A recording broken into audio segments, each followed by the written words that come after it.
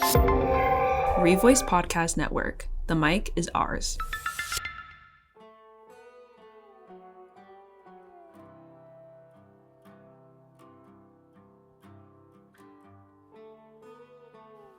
Welcome back to the Bad Attitude Podcast. I'm your host, Danny Celentano, and in episode 7, we'll sit down with artist and fellow VCU student Sirena Pearl. We'll discuss Serena's upbringing, her creative passions and interests, and the evolution of her process. In this episode, we'll get the answers to these questions and more straight from the horse's mouth, Sirena Pearl herself. Episode 7, How Am I Not Myself?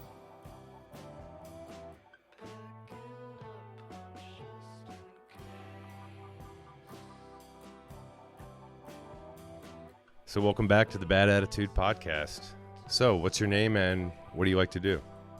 Hi, my name is Sirena and I am an artist who likes to paint. I like to explore other mediums like more than I used to. I used to kind of focus on 2D stuff, but I've been working with animation and projection mapping right now. So I've been into that stuff. Where are you from and how has that affected what type of art you make? I'm from Nova, which I feel like a lot of VCU students are from.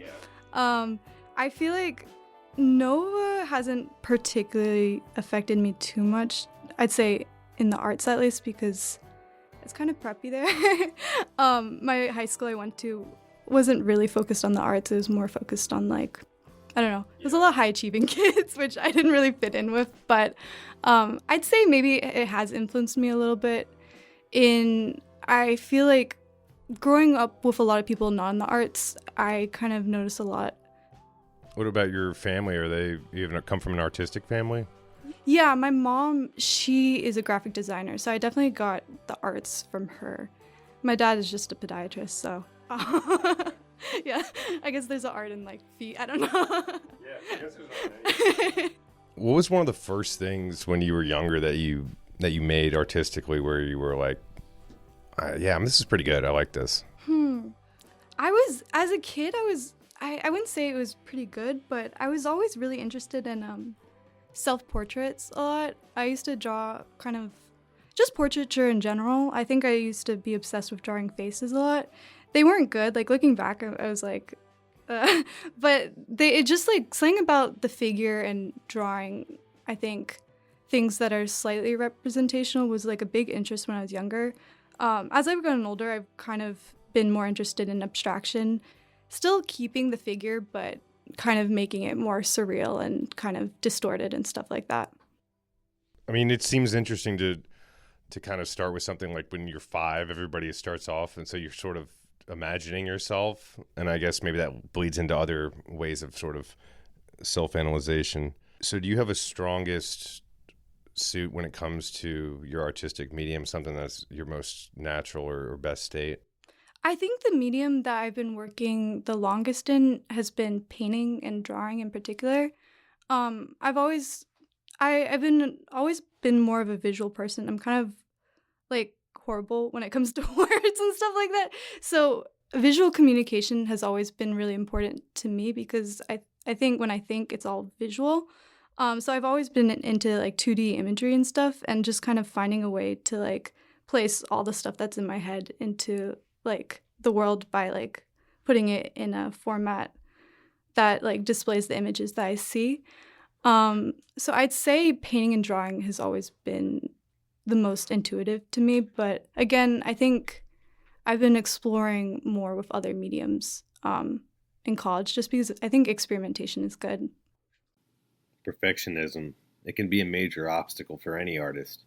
In an industry full of arbitrary reasons why something doesn't meet or fit a certain standard, it's reassuring when you hear the insecurities of a great artist.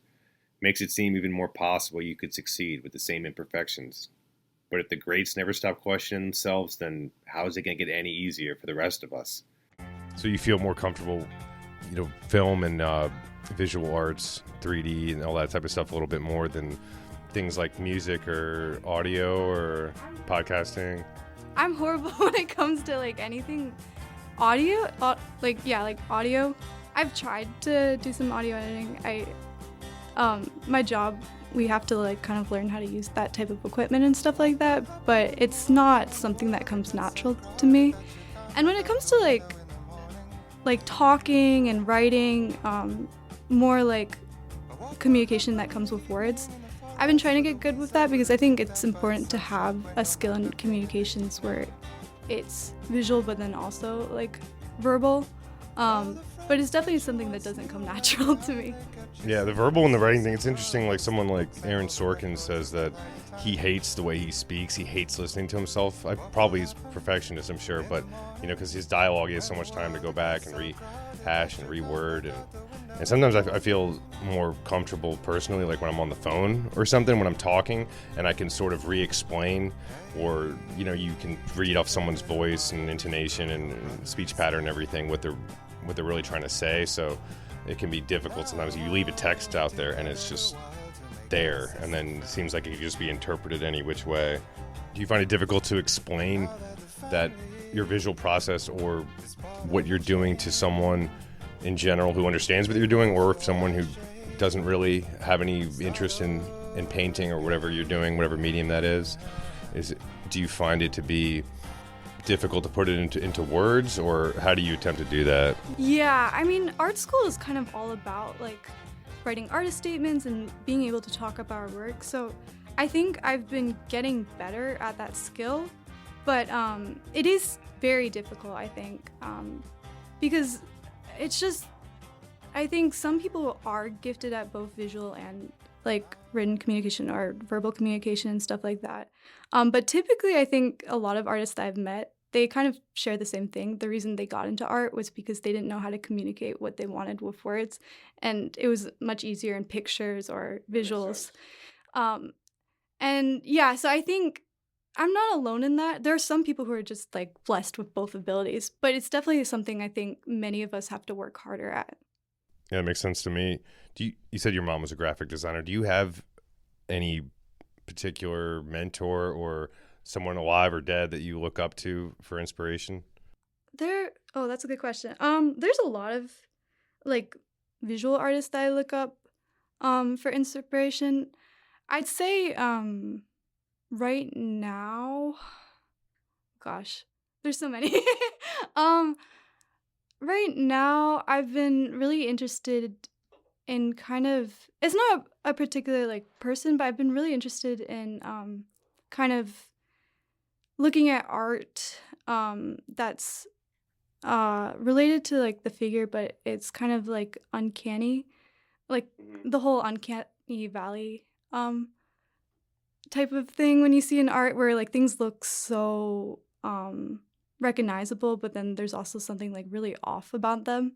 And there's this artist called Ed Atkins who does these like 3D, these really kind of creepy 3D animations. Yeah. And I feel like my freshman year, I had to do a artist research project on him, and it kind of resembles the uncanny valley, where it's like things that look human, but they don't. There's something off about them, and it's kind of creepy in some sort of ways. I've been kind of exploring that a little bit. Yeah, I think it's the time when you sort of are trying to find your own style. And AI is definitely going to change people's creative practices, maybe for the better or maybe for the worse. But I think as long as you use it in a way where it's not copying other people's work or like plagiarizing. Awesome. So exploring a little bit, branching out, it worked out, and ingredients worked out pretty well today. And thanks for coming on the podcast and talking with us. Thank you so much. We'll have episode 8 with Sirena. Thanks for tuning in to the Bad Attitude Podcast.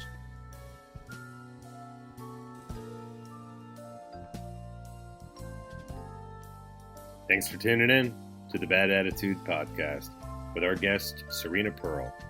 Created by me, your host, Danny Celentano, our editor, Brett Coleman, and our producer, Abby DeCandia, and is a segment of the Revoice Network.